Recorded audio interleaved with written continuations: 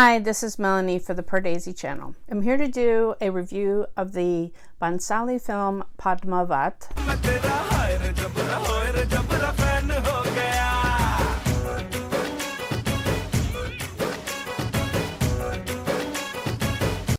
Was it worth the wait and all this tumult and all of this controversy now that we're finally able to see this film for ourselves?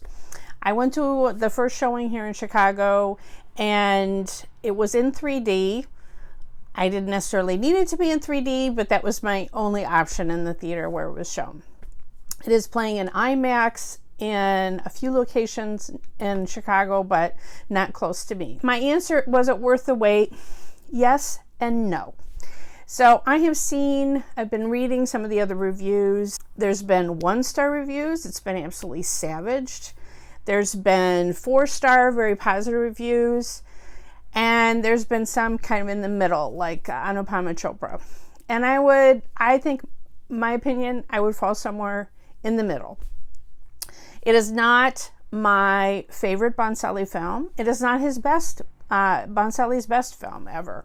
To me, was it worth the ticket price? Yes, for several reasons. Just seeing the splendor and the spectacle that Bhansali brings to any film, but especially this kind of historical, fictionalized, but historical fiction kind of film, where we got a glimpse of the level of detail put into the costume design, the outfits that Deepika wears, that Shahid wears, that even Ranveer, the jewels, the jewelry that they're wearing, everything, to see it on the large screen, that was worth it alone. I'm not sure I needed it in 3D, but I'm sure it enhanced it a little bit. But anyway, to see the Gumar song, which I watched on my TV at home, is just not the same as seeing it larger than life and seeing that gold thread sparkle and everything. That alone was worth the price of admission.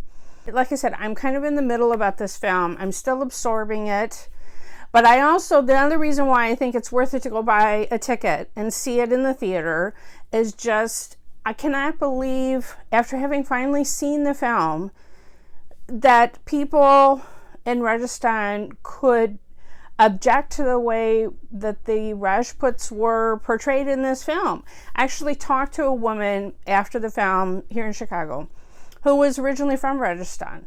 And so I asked her, was there anything in there that offended you? And the only thing that offended her is she wished that Hrithik Roshan had been cast as Padmavati's king and not Shahid Kapoor. She didn't think he was manly enough because she admires that king so much that, and she says he's still revered in my state. So that was her only main complaint about the portrayals in the film. The Gumar dance, is shown as being, there's even a line in there that no other man except the king is allowed to see. She's like, this woman said, we do the Gumar dance for all celebrations. Of course the queen would do it with her private, court of women. Of course she would. So she wasn't objecting to that. So really, I find it hard. It's almost that the Rajputs are so saintly, so filled with honor. Like, I cannot imagine for the life of me what would be objectionable to the point that people would riot and scare tiny school children and attack a school bus. Like, I can't even, okay? My mind cannot wrap around that. It is a movie. It is a fiction movie, people. Okay, rant over. But, okay, I have seen not every single Bhansali film, but most of Bhansali's films. And ranking, Bhansali films, Bajra Mastani was not my favorite, but it is the closest in feeling of this kind of spectacle. And I have to wonder if the Bahubali films, with their splendor and elaborate set production design and so forth, must have influenced Bhansali in wanting to do something large scale. So the audacity of choosing a project this big, I have to admire. However, with all the controversy and the source poem, I felt like I keep wondering what was on the cutting room floor. What did he hold, what did he hold back from out of fear of even more controversy? Because the film felt kind of flat to me. You know, I also compare it to Jodha Akbar, which is a much superior film. You know, there's just not, Anupama Chopra said it didn't have the heart to it. You know, you had all the spectacle, but not the heart to the story. And I don't know if I'm quite that harsh on it, but I get what she's going at because it felt kind of flat. And it's also extremely long. This movie is 2 hours and 45 minutes. By my reckoning, at least a half an hour could have been cut.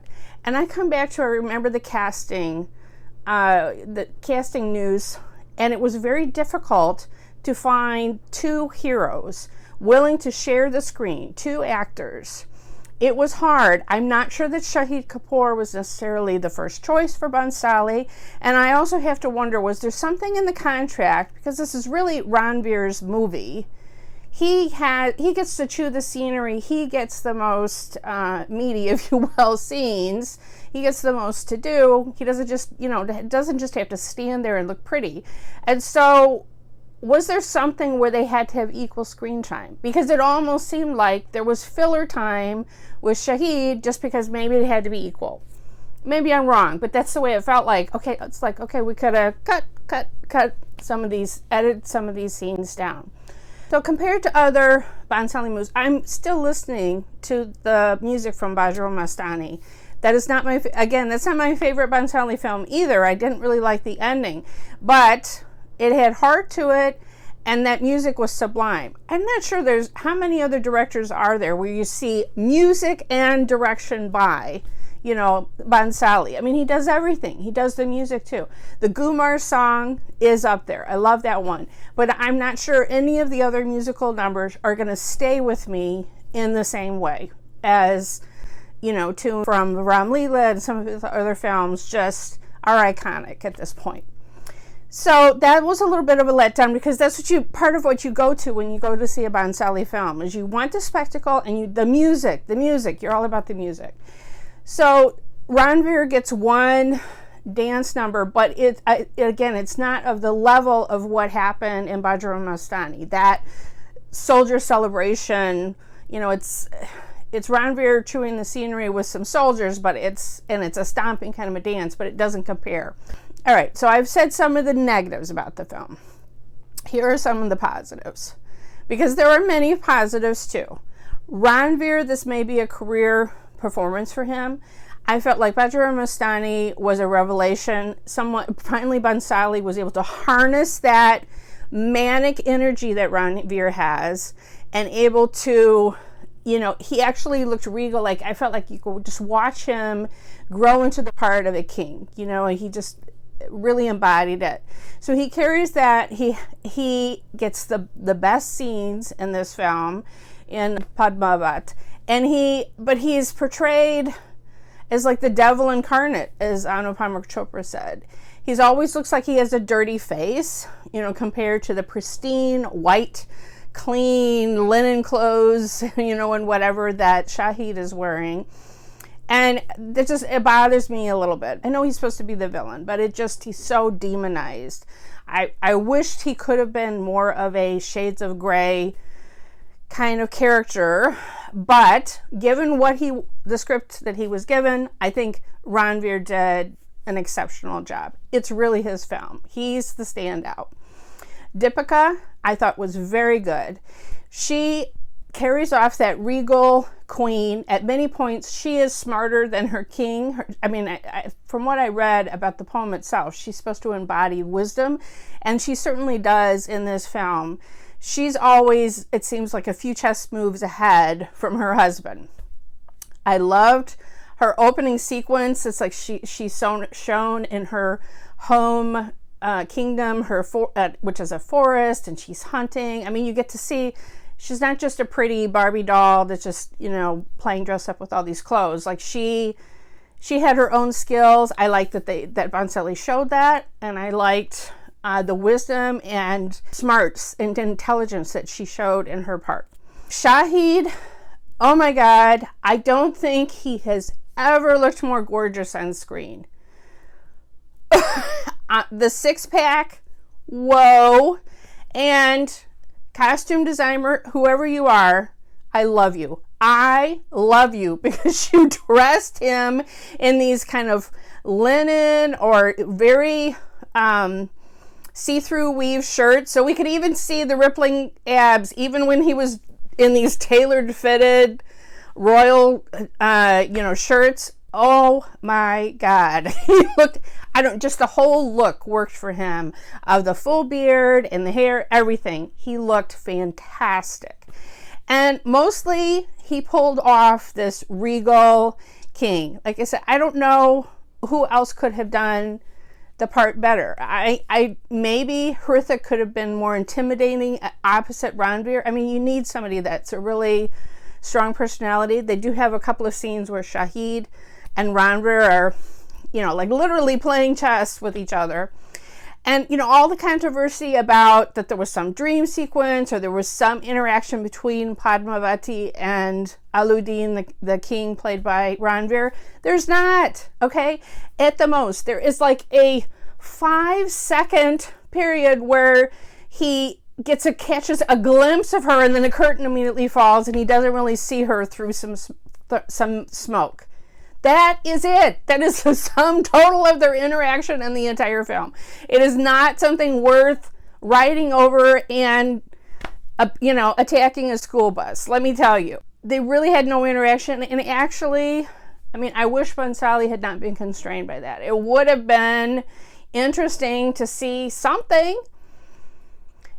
Again, that's where it's like so stayed and flat in some ways. So my main beef is that I wish that it had been, we know what's going to happen in the end. We know that there is going to be this mass suicide. We know what's coming, but yet I didn't feel Bhansali was trying to edit it of, the Muslim warriors and Alauddin, making their way into the fort and trying to build up through the editing attention towards that moment. And I wasn't feeling it. I wasn't feeling a sense of tension, and there's been other films when even though I knew how it was going to end, I was on the edge of my seat waiting for it to happen. And I didn't get that kind of a feeling. I also have to note a couple of supporting characters. Aditi Rao Hidari plays Ranveer Kapoor's Alauddin's wife. And she was excellent. So I have seen her in, I think it was the last Mani Ratnam film. She was excellent in Katru Veliyadai, Tamil film. I thought she was very good here. She didn't have a lot to work with. She's mostly supposed to look terrified, which she did well.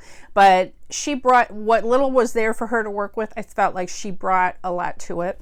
The other notable thing is that I just learned recently that Jim Sarb is in the film.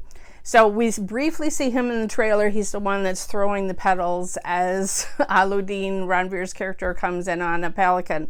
But he plays a slave, and that brings in this whole bisexual element. I was totally shocked that he gets his own song that he sings to Ranveer. So that was unexpected. He has never looked better. So he is one of those people, it's like, hey, it's that guy. He was in Nirja as one of the terrorists, and then notably he was in Rabta as the villain. And I kept saying, I want to see more of this guy. So I appreciate that he's getting work. I'm not sure, he brought everything he could to it. I have a quibble just with the whole, isn't Alauddin evil? He's even bisexual. Like, I hate that message. I hate that they were doing that. But given that that's what Jim Sarb had to work with, he did an excellent job in his part. I didn't realize he would have as much screen time as he did, and that was a delight because I love him. So, and I'd like to see more of him in a different kind of role. Overall, it's not everything that I hoped it would be, but it was still very much worth it for me to buy a ticket and see it on the big screen because it's a Bhansali film. That's what you have to do. You have to see it in the full big screen splendor at least once. And frankly, I'm just so against all the protests and what they've been doing, that I almost want to buy 3 more tickets and take more friends to see it, just because I want this film to do well. And, you know, because there's no reason to be terrorizing school children on a bus over a movie. That's just my opinion. So anyway, let me know when you've had a chance to see the film. I would love to know what you think about it. Let me know in the comments, or if you're anticipating seeing it this weekend, let me know how much you're looking forward to it. I hope I have kept most of the spoilers out, but really, we all know what's going to happen in the end, right? And I wish Bhansali, I mean, they have a disclaimer at the beginning that they're not glorifying Sati, and yet the way he films it, kind of is. And so that's not the greatest message either, although, you know, talking to this woman after the theater, I mean, this queen is still revered to this day, so she definitely is glorified. Let's just put it that way, for her sacrifice. Like this, if you like this review, please press that like button, share it, share the video, follow us on Facebook and Twitter at PardesiYT, and if you please subscribe, press the bell, then you'll get a notification whenever I have a new review or trailer reaction.